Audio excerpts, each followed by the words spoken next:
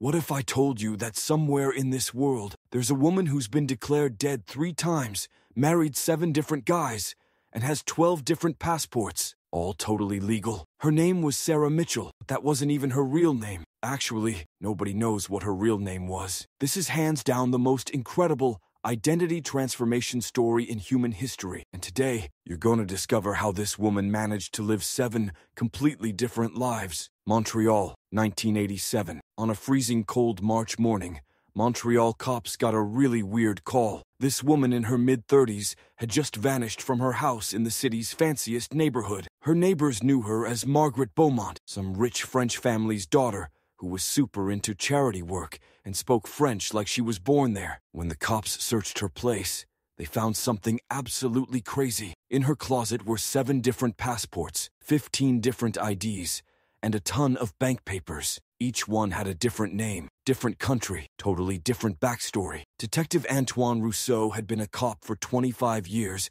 and had never seen anything like this. This wasn't just some fake ID situation, he remembers. Every single identity was like this perfectly crafted, completely thought-out separate life. As they dug deeper into this case, they realized Margaret Beaumont never actually existed. When they tried tracing her background, all the documents checked out, but the person was totally made up. This woman was like a master at creating perfect identities. Here's where it gets even crazier. The exact same thing was happening in 6 different countries at the same time. There was this missing artist in Tokyo, a doctor who disappeared in London, some businesswoman who vanished in New York. They all had the same thing going on: perfect identities and mysterious disappearances. Tokyo, 1985. 2 years before all this went down, there was this young artist in Tokyo named Keiko Nakamura who was getting a lot of attention. She spoke Japanese like a native, created these amazing pieces that mixed traditional painting with modern art. This gallery owner, Hiroshi Tanaka, was totally blown away when he first met her. Her artwork wasn't just technically perfect, he says. It was like every single brushstroke had the experience of a different soul in it. Keiko told everyone she grew up in this traditional family in Kyoto. Her mom was supposedly this traditional painting master, and her dad taught calligraphy. But nobody could actually verify any of that. There was no family like that in Kyoto. Keiko became the hottest thing in Tokyo's art scene pretty quick. She started dating this young, successful businessman named Akira Yamamoto. Akira described her as this mysterious woman whose soul was so deep nobody could really understand her. Then, at the end of 1985, Keiko just disappeared one night. The only thing she left behind in her studio was this note that said, "Some artists live in their work, but I live in different lives." London, 1986. 6 months after Keiko vanished, this new doctor started working at London's fancy St. Mary's Hospital. Dr. Victoria Sterling, Harvard Medical School grad, neurology specialist, spoke English perfectly. It was super successful. The hospital had checked all her references. Everything was spot on. Harvard diploma, recommendation letters from other hospitals, specialty certificates. Nothing seemed fishy because it was all real. Dr. Sterling was incredible with patients. It was like she could connect with each person on this really deep level. Her colleagues said she was one of those rare doctors who actually understood what was going on in patients' souls. Victoria met this guy doctor, James Morrison, in London, and married him pretty quickly. James called her the most amazing miracle that ever happened to me. He noticed she never really wanted to talk about her past. Sometimes when I'd look at her, I felt like she was somewhere totally different, James says, like her mind was wandering around in other lives or something. At the beginning of 1987, Victoria disappeared overnight just like Keiko did. All she left behind were divorce papers. When Montreal police made their discovery in 1987, it caught Interpol's attention. Detective Marie Laurent started looking into similar cases. It didn't take long to connect Keiko in Tokyo, Victoria in London, and Margaret in Montreal. They ran photo analysis, facial recognition tech, and biometric data, found out something absolutely shocking. All 3 women were the same person. That was just the beginning. Other identities. The deeper they dug, the more identities they found. 4. Sofia Rodriguez, tango dancer and teacher in Buenos Aires, 1983 to 1984. 5. Anna Petrov, museum director and art historian in Moscow, 1984 to 1985. 6. Jennifer Walsh, super successful real estate agent in New York, 1982 to 1983. 7. Lisa Chen, tech entrepreneur in San Francisco, 1981 to 1982. Every single identity was perfectly put together. The documents were real, the backstories made sense, but the actual person was none of them, or maybe all of them. Method analysis.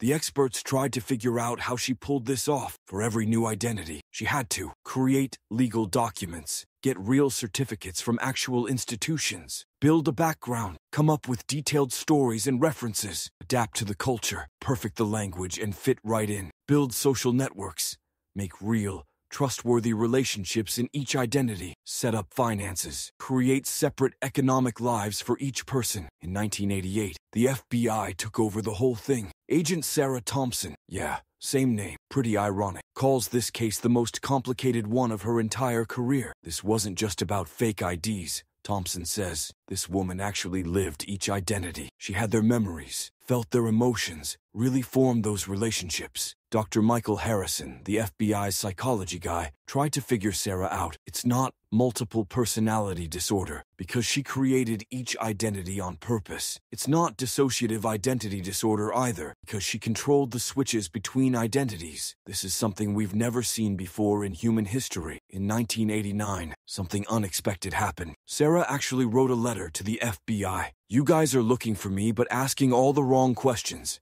I'm not running away. I'm living. Everyone else lives one life. I chose 7. What's my crime? Living too much? This letter opened the door for Sarah to tell her side of the story. Sarah started writing letters to the FBI. Each letter came from a different identity, but you could tell they were all written by the same person. Margaret's letter. The 3 years I spent living in Paris. I really was a French aristocrat's daughter. I wasn't acting. That was my real identity. Dr. Victoria's letter. When I was working at the hospital, I genuinely helped patients. Through that identity, I touched hundreds of people's lives. Her most detailed letter explained why she did all this. Most people live one life, and when they're dying, they think, I wish I could have lived differently. I didn't want to have that regret. Each identity was a chance to discover a different part of my soul. As Keiko, I experienced the depths of art. As Victoria, I learned what it meant to heal people. As Margaret, I felt the power that comes with wealth. Each one made me a more complete human being. The love story in each of Sarah's identities was totally real. I genuinely loved each guy. My love for Akira was Keiko's love. My commitment to James came from Victoria's heart. These relationships weren't fake, they were just temporary. When this story got out to the media, it went absolutely viral worldwide. 7 Life Woman headlines were everywhere. TV shows, documentary filmmakers, and writers all fought to tell her story. Sarah's story brought up some really deep questions about identity. How flexible can human identity actually be? Is having multiple identities even a crime? Is there really such a thing as your true self? The legal system had no idea what to do with Sarah's situation. What crime had she actually committed? Using fake identity. The identities were real. Marriage fraud, but every marriage was genuine. 1992, New Orleans. 4 years later, they finally caught Sarah. She was living in New Orleans as Catherine Dubois. She was singing at a jazz club and married to some local musician. When they arrested her, she didn't even fight it. I was already done with this identity anyway, she said. I was ready for a new adventure. The trial became one of the most complicated cases in legal history. Sarah defended herself and gave examples from each identity to prove that the lives she lived were real. I'm not a criminal, she told the court. I'm an artist. Sculptors make sculptures from marble. Painters make pictures on canvas. I make identities from life. The court found Sarah guilty of document fraud, but after a psychological evaluation, she didn't get any jail time. Instead, they let her go free as long as she worked with universities doing research on identity. Sarah's case totally revolutionized psychology and sociology. They even called it Sarah Mitchell syndrome, and it became the foundation for research on identity flexibility. Her story became the subject of tons of books, movies, and documentaries. It completely changed how we think about identity. In today's digital world, we see different versions of what Sarah did through online identities and avatars. She was way ahead of her time. Sarah Mitchell's story pushed the limits of what human identity could be. She didn't just use different names. She lived completely different lives. Each identity was a way to explore a different aspect of being human. The biggest question her legacy leaves us with is, who do we really want to be? Sarah found a way to answer that question by choosing to be all of them. This story shows us that identity isn't some fixed thing, but this constantly evolving and changing process. Sarah Mitchell turned that process into art, and maybe the biggest revolution is this. She showed us we don't have to settle for just one life. She proved that if we have the courage, we can discover the unlimited potential of the human soul. Sarah Mitchell's 7 lives are over, but the revolution she started is still going because her story woke up all the different identity possibilities inside all of us. At Story Revolution, we believe stories have the power to create change. Sarah's story shows that the biggest change can happen in how we understand ourselves. This isn't just one woman's story. This is the story of limitless human potential. Sarah Mitchell showed how to create 7 different revolutions in one lifetime. And maybe you've started thinking about which different versions of yourself you want to discover.